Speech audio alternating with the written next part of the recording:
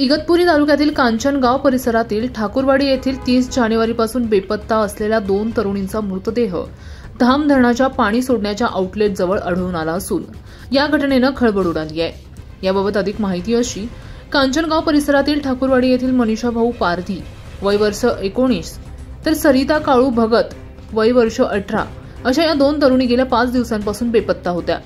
याबाबत घोटी पोलीस ठाण्यात 30 जानेवारी रोजी मिसिंग कंप्लेंट देखील दाखल करण्यात आली होती।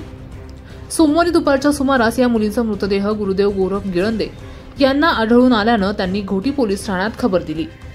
पोलिसांनी घटनास्थळी धाव घेऊन रमेश शंकर गांगड राहणार ठाकूरवाडी कांचनगाव, देवीदास निवृत्ती केवारे, अंकुश संतू भगत, ज्ञानेश्वर काळू गिळंदे, मदन बिन्नर व शेणवडचे सरपंच कैलास लक्ष्मण कडू यांच्या मदतीने पाण्यातून मृतदेह बाहेर काढले।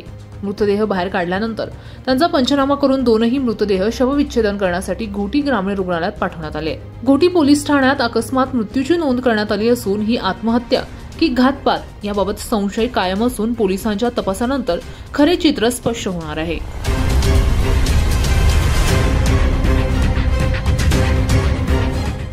नाशिक माझा न्यूज साठी प्रतिनिधी ललित फुलमाळी, घोटी, नाशिक।